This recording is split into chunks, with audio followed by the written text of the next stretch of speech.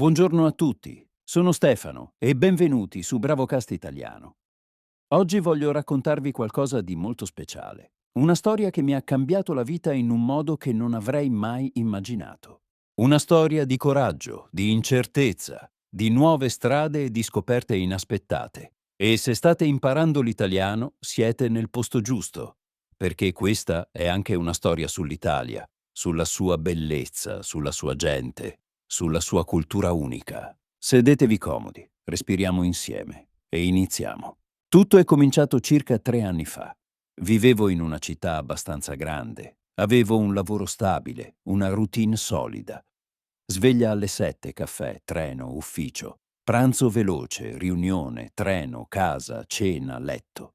Ogni giorno uguale all'altro. Non era una brutta vita, per carità, ma dentro di me sentivo qualcosa. Una voce piccola, quasi silenziosa, che ogni tanto diceva: «È tutto qui? Non c'è altro?» Forse anche voi avete sentito quella voce. Quella sensazione strana che ti dice che sei capace di qualcosa di più grande, ma non sai ancora cosa. Un martedì mattina, come tanti altri martedì, stavo controllando la mia email. Avevo mandato il mio curriculum a diverse aziende nelle settimane precedenti, quasi senza speranza. Era diventata quasi un'abitudine automatica. Mandare candidature, non ricevere risposte, dimenticare. Ma quella mattina, in mezzo alle email di spam e alle newsletter che non avevo mai scelto di ricevere, c'era qualcosa di diverso. Un'email da Milano. Il cuore mi ha fatto un piccolo salto. Milano, Italia. Una città che avevo visitato una sola volta, anni prima, durante un viaggio veloce. Ricordavo le strade eleganti, la gente ben vestita, il profumo del caffè che usciva dai bar. E ora, una delle aziende più importanti del settore in cui lavoravo mi stava scrivendo per un colloquio. Ho riletto l'email 3 volte, poi 4, poi l'ho chiusa, poi l'ho riaperta. Era davvero per me? Sì, era davvero per me. Il colloquio era online, fortunatamente. Ho preparato tutto con grande cura. Ho studiato l'azienda, ho riletto il mio curriculum, ho preparato le risposte alle domande più comuni. E poi, una sera di giovedì, mi sono seduto davanti allo schermo con la mia camicia più bella e un sorriso nervoso. Il colloquio è durato quasi 2 ore. Era in italiano e in inglese, alternati.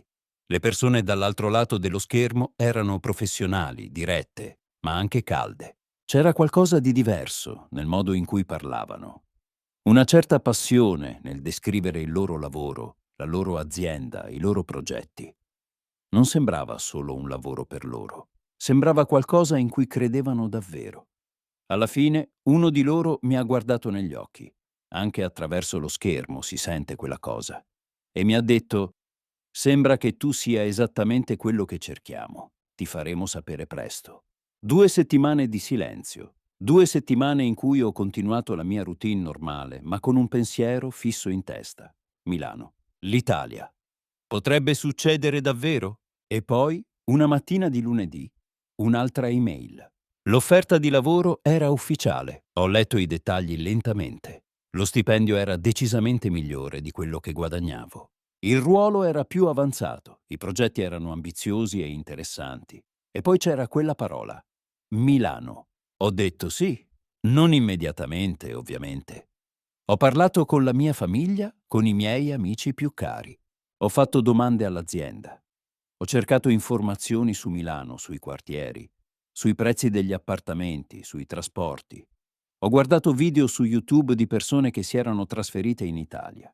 Ho letto articoli, blog, forum. E più cercavo informazioni, più cresceva dentro di me qualcosa di strano. Non era paura, anche se un po' di paura c'era. Era qualcosa di diverso. Era eccitazione. Era curiosità. Era quella sensazione di essere sul bordo di qualcosa di nuovo e grande. Voi avete mai provato quella sensazione? Quando sapete che state per fare qualcosa di importante, qualcosa che cambierà la vostra vita, ma non sapete ancora in che modo? Scrivetemi nei commenti. Mi piacerebbe sapere se anche voi avete vissuto un momento così. Ho detto sì ufficialmente 3 settimane dopo la prima email. E da quel momento la mia vita è diventata un lungo elenco di cose da fare. Trovare un appartamento a Milano da lontano. Non facile, vi assicuro. Ho guardato decine di annunci online. Ho fatto videochiamate con proprietari di casa che non capivo sempre benissimo, perché il loro italiano era veloce e pieno di parole locali che non conoscevo. Ho sbagliato alcune trattative. Ho perso qualche appartamento per un'ora di ritardo nella risposta. Ma alla fine ho trovato un posto piccolo ma luminoso in un quartiere che si chiama Isola, non troppo lontano dall'ufficio, con una piccola finestra che dava su un cortile verde. Poi ho dovuto fare le valigie. E questa è una cosa che sembra semplice, ma non lo è per niente. Cosa porti con te quando cambi paese? Cosa lasci? Ho passato intere serate seduto sul pavimento di casa mia, con pile di oggetti attorno, cercando di decidere cosa era davvero importante. Alla fine ho riempito 2 grandi valigie. Ho spedito alcune scatole per posta e ho detto arrivederci a tutto il resto. Mobili, libri vecchi, oggetti inutili. Tutto lasciato o regalato. Il giorno della partenza era una mattina di ottobre. Cielo grigio, aria fresca, un certo silenzio nelle strade. I miei genitori erano venuti all'aeroporto. Mia madre aveva gli occhi lucidi ma sorrideva.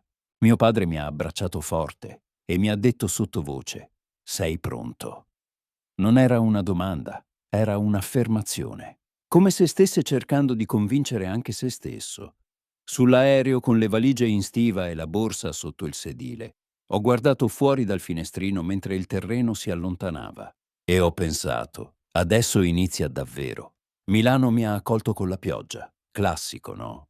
Sono arrivato all'aeroporto di Linate nel tardo pomeriggio. Ho preso la metro, un po' confuso con i cartelli e le mappe.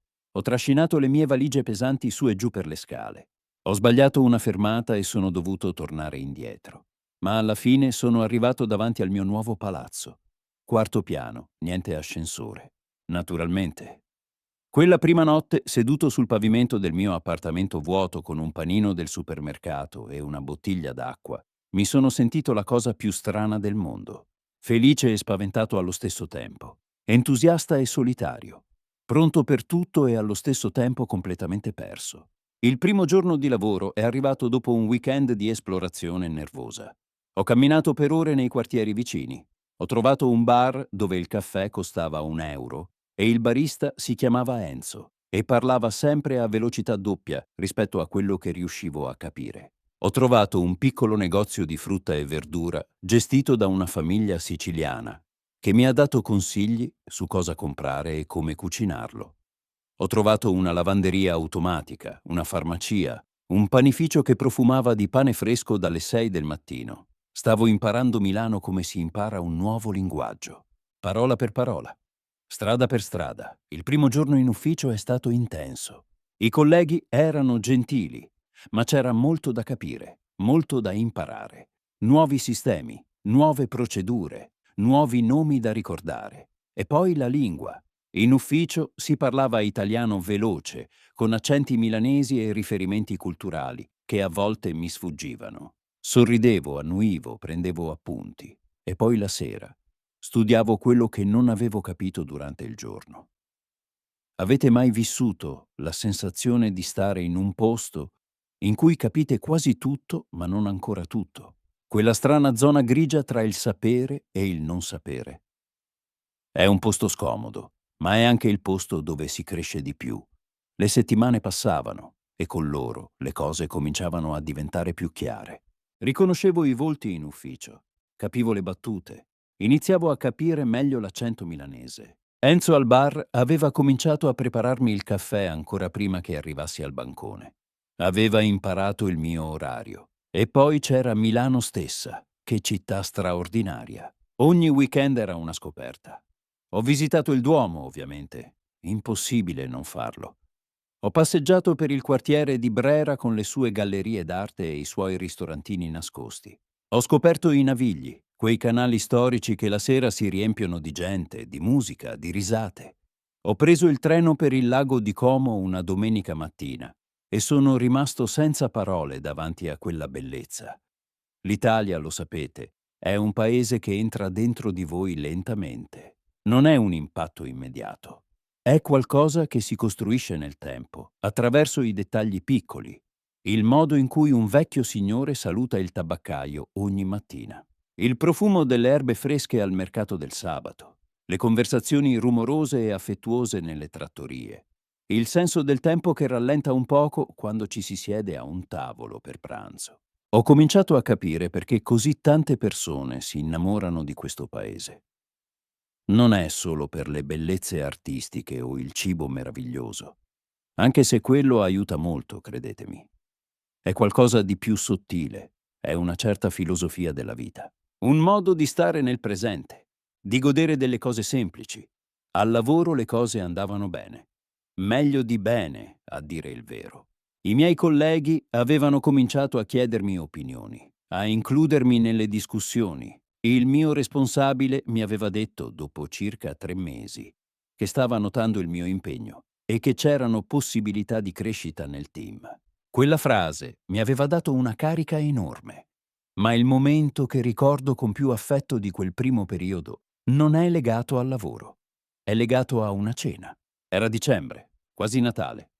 Una collega, Giulia, mi aveva invitato a cena a casa sua con altri 4 colleghi. Era la prima volta che venivo invitato in casa di qualcuno a Milano. Ho portato una bottiglia di vino. Non sapevo bene cosa portare, ma il vino sembrava una scelta sicura. Quella sera, seduto attorno a un tavolo pieno di cibo, con la musica bassa in sottofondo e le luci calde del salotto, ho sentito qualcosa di speciale. Mi sentivo parte di qualcosa, non più lo straniero nuovo in ufficio, qualcuno che stava costruendo legami, lentamente ma solidamente. Giulia mi ha guardato a un certo punto e mi ha detto: «Sai, quando sei arrivato eri molto serio e silenzioso. Adesso sei completamente diverso». Ho riso. Avevo ragione. Nei primi mesi ero talmente concentrato a capire tutto che probabilmente sembravo teso tutto il tempo. Quell'inverno è stato magnifico. Ho imparato a fare il risotto, o almeno a tentare di farlo.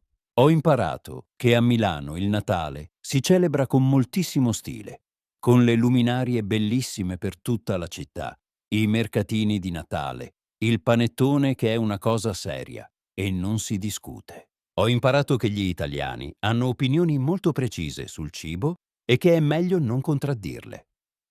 Ho imparato anche parole nuove ogni settimana, modi di dire, espressioni locali, il gergo del lavoro. Ancora oggi, ogni tanto, scopro una parola nuova e sorrido, come quando si trova una moneta in una tasca dimenticata. Oggi, 3 anni dopo quella mattina in cui ho aperto quell'email, guardo indietro e mi chiedo: avrei potuto restare dov'ero? Sì, probabilmente. Sarei stato a posto. Probabilmente anche quello. Ma sarei stato felice come lo sono adesso? Non lo so. E non voglio saperlo. Perché quello che ho trovato qui a Milano non è solo un lavoro migliore. Ho trovato una versione di me stesso che non sapevo di avere. Una persona più aperta, più curiosa, più capace di adattarsi. Una persona che ha imparato a essere scomoda per un po', pur di crescere. E ho imparato l'italiano, non in una scuola, non da un libro, ma vivendolo ogni giorno. Ascoltando, sbagliando, chiedendo, ridendo, cercando. Se state ascoltando questo episodio perché state imparando l'italiano, voglio dirvi una cosa importante. La lingua non si impara solo con la grammatica, si impara attraverso le storie, attraverso le emozioni, attraverso i momenti in cui una parola non è solo una parola, ma porta con sé un ricordo, un'immagine, un sentimento. Questo è quello che cerco di fare qui, su Bravocast Italiano. Portarvi dentro le storie, dentro la lingua, con naturalezza. Se questo modo di imparare vi piace, se trovate utile ascoltare storie come questa per migliorare il vostro italiano, vi invito a lasciare un commento qui sotto. Mi piacerebbe molto sapere cosa ne pensate. E se volete supportare questo canale e aiutarmi a continuare a creare contenuti come questo, potete mettere un mi piace al video. È un gesto piccolo, ma per me significa tantissimo. Raccontatemi anche voi. Avete mai fatto una grande scelta di vita? Avete mai cambiato città, paese, lavoro per inseguire qualcosa di meglio? Com'è andata? Scrivete nei commenti. Ogni storia è preziosa. Io sono Stefano e questa è stata la storia di una partenza che è diventata un nuovo inizio. Arrivederci.